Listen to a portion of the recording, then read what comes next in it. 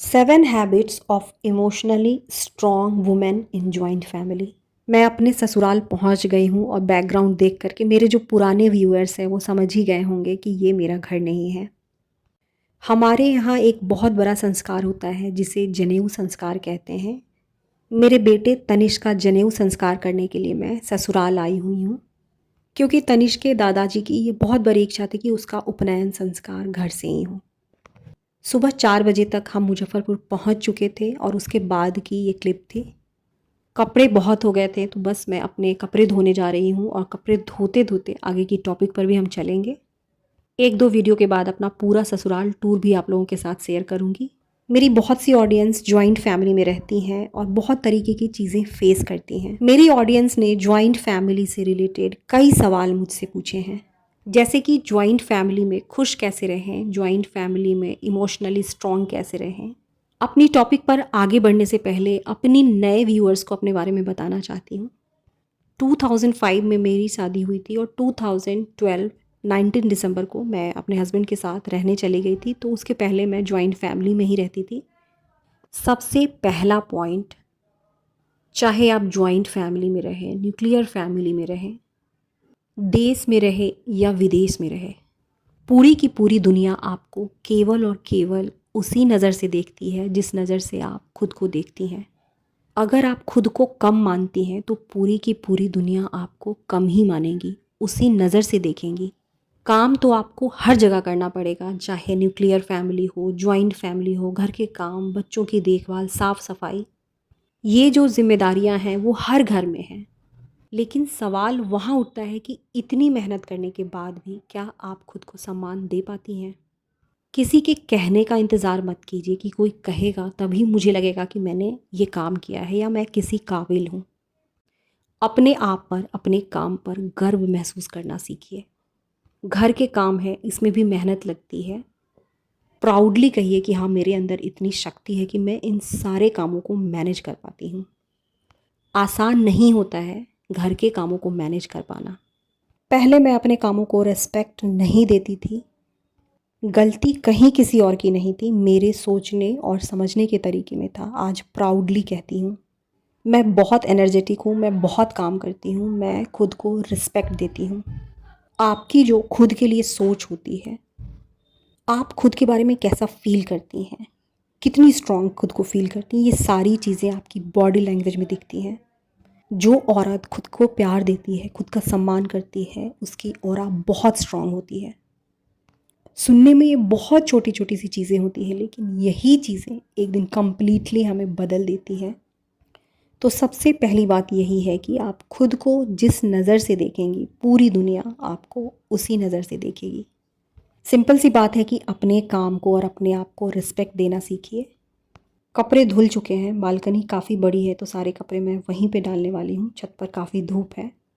मुझे बहुत से कमेंट आए हैं कि दी, आप उपनयन संस्कार की लॉन्ग वीडियो अपलोड कीजिएगा।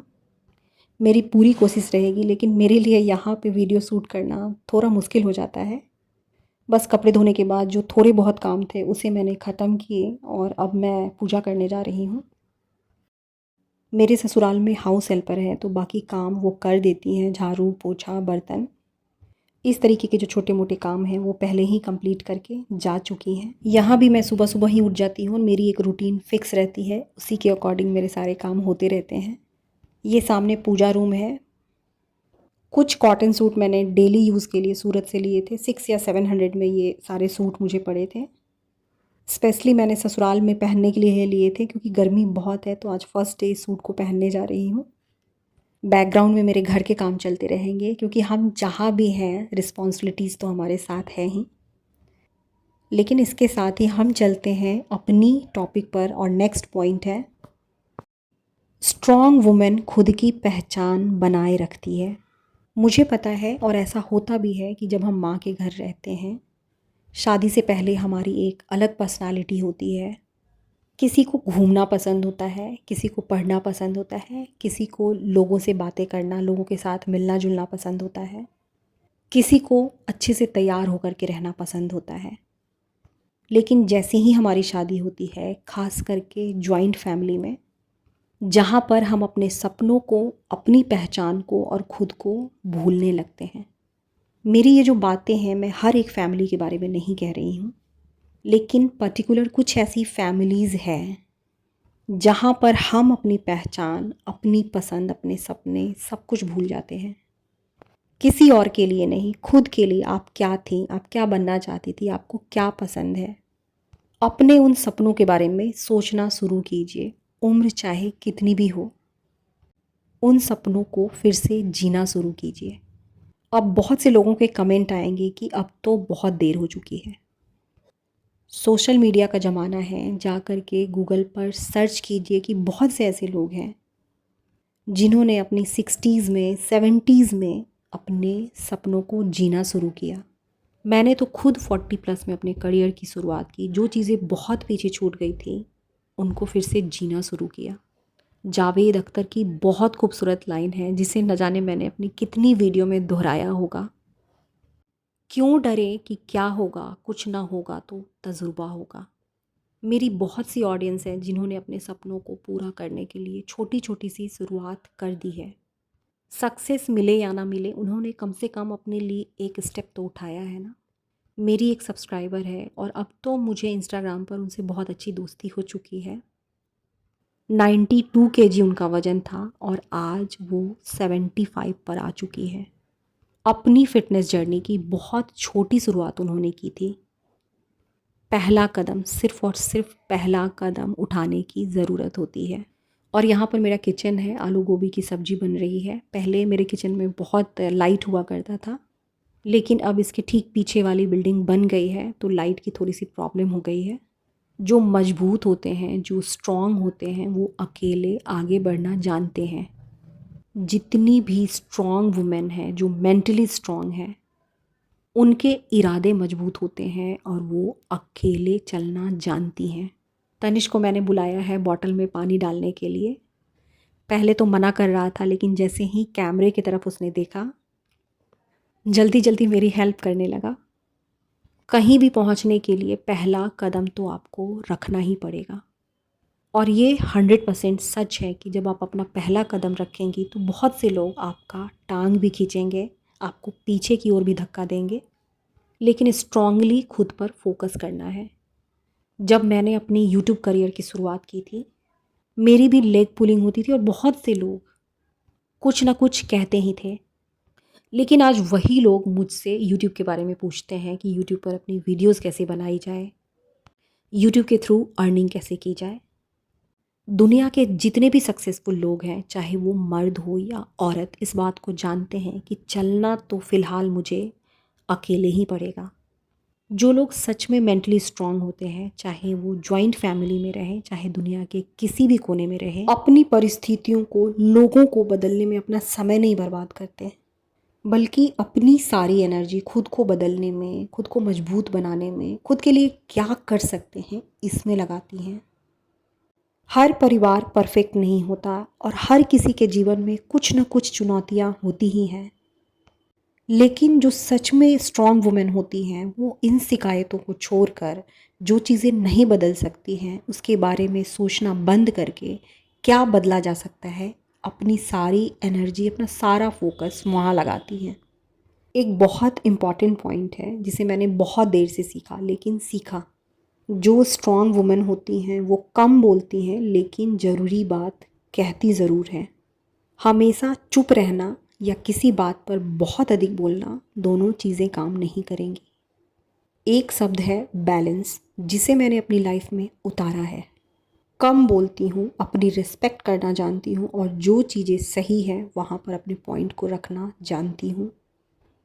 जॉइंट फैमिली में बहुत से लोग रहते हैं, हर किसी को आप बदल नहीं सकती हैं, तो सबसे अच्छा तरीका है कि दूसरों को बदलने की बजाय खुद पर काम करना शुरू कीजिए। हमारी जो एनर्जी होती है वो लिमिटेड होती है, तो सबसे पहले तो हमें अपना फोकस, अपनी एनर्जी उस जगह पर डालना है जिससे हमारी लाइफ का कुछ ग्रोथ हो। हम जिस चीज़ पर अपनी एनर्जी, अपना ध्यान, अपना फोकस लगाते हैं, वही चीज़ें हमारी लाइफ में बढ़ती हैं। तो यदि आप जॉइंट फैमिली में हैं, लोग, परिस्थिति कुछ भी आपके अकॉर्डिंग नहीं है, तो अपना फोकस अपने ऊपर लाइए। हमारी एनर्जी लिमिटेड है तो इसे खर्च भी अपने आप के ऊपर ही करना है। अपनी फ़िज़िकल हेल्थ, अपनी मेंटल हेल्थ, इन सब चीज़ों पे फोकस करना है। अपने बच्चों के ग्रोथ के बारे में सोचना है, उन्हें कैसे सही शिक्षा दी जाए इसके बारे में सोचना है। अपनी एनर्जी को अपने हस्बैंड, अपने बच्चों में डालना है। जो चीज़ें नहीं बदल सकती है, यदि उन चीज़ों पर बार बार अपना ध्यान लाया जाए, अपना फोकस लाया जाए, तो यहाँ होगा ये कि परिस्थिति तो नहीं बदलेंगी, लोग नहीं बदलेंगे, चीज़ें नहीं बदलेंगी, लेकिन आपकी एनर्जी ख़त्म होंगी, वैसी ही चीज़ें और वैसी ही परिस्थिति आपकी लाइफ में अट्रैक्ट होंगी। कुछ भी नहीं बदलेगा। इसके अपोज़िट यदि हम छोटे छोटे से स्टेप्स लेना शुरू करें तो बहुत कुछ तो नहीं, लेकिन कुछ तो ज़रूर बदल जाएगा। नेक्स्ट पॉइंट है कि जो लोग मजबूत होते हैं, परिस्थिति चाहे जैसी भी हो, चाहे कितनी भी बड़ी फैमिली हो, खुद के लिए समय निकालना जानते हैं। हर किसी की बॉडी की एक कैपेसिटी होती है, रेस्ट लेना, खुद के लिए थोड़ा समय निकालना बहुत ज़रूरी होता है। चाहे कुछ भी हो, दिन का कुछ समय तो खुद के लिए निकालिए ही। यदि मन से मजबूत बनना है, लाइफ में आगे बढ़ना है, तो हर किसी की बात क्या, किसी की भी बात को अपने दिल पर मत लगाइए। मैं इस मामले में बहुत वीक थी, किसी की भी बातें मुझे बहुत हर्ट करती थी। यकीन मानिए, कमज़ोर इंसान की ये सबसे बड़ी निशानी होती है कि वो दूसरों की बातों को दिल पर लेता है। मेरा पर्सनल एक्सपीरियंस है कि जब तक आप लोगों के बारे में, लोगों की बातों के बारे में सोचते रहिएगा, कभी खुश नहीं रहिएगा। आपकी पूरी लाइफ यूं ही सोचते सोचते निकल जाएगी। एक दिन में किसी भी आदत को बदल देना आसान नहीं होता है। वक्त लगता है और खुद पर काम करने की ज़रूरत होती है। ऐसा नहीं होता है कि किसी भी वीडियो को देखने के बाद या किसी भी पॉइंट को पढ़ लेने के बाद तुरंत हमारी लाइफ चेंज हो जाती है। वक्त लगता है, छोटे छोटे से स्टेप लेने होते हैं, अपने अंदर छोटी छोटी सी हिम्मत लानी होती है। हर वक्त बहुत छोटे छोटे से बदलाव लाने होते हैं। किसी भी बदलाव के लिए खुद को पुश करना होता है, खुद से बातें करनी होती है, खुद को समझाना होता है। बिल्कुल सच है कि एक दिन में कुछ नहीं होता है, लेकिन एक दिन कुछ ना कुछ ज़रूर हो जाता है। बस किसी भी परिस्थिति को बदलने के लिए एक हिम्मत, एक सोच और छोटी सी शुरुआत की ज़रूरत होती है। अभी फ़िलहाल मैं करेले की सब्ज़ी बना रही हूँ, मम्मी से सीखा है। करेले को काट करके मैंने नमक के साथ उसे थोड़ी देर के लिए रख दिया था। इस सब्ज़ी में प्याज की जो क्वांटिटी होती है वो थोड़ी अधिक होती है। तेल में तेज़पत्ता, लाल मिर्च और जीरा का मैंने फ़ौरन डाल दिया था। उसके बाद प्याज को भून लिया है। प्याज को बहुत अधिक नहीं भूनना है, हल्का ही भूनना है। टमाटर भी इसमें मैंने 2 बड़े-बड़े ऐड किए थे। इसके बाद धनिया पाउडर, गरम मसाला, हल्दी पाउडर, लाल मिर्च पाउडर डालकर उसे अच्छी तरीके से पका लेना है। जब मसाले बिल्कुल अच्छी तरीके से मिक्स हो जाए तो इन्हीं मसालों में करेला डाल करके उसे ढक करके पकाना है। बाद में मैंने इसमें थोड़ा सा अमचूर पाउडर ऐड किया था। आज की वीडियो यहीं ख़त्म करूँगी।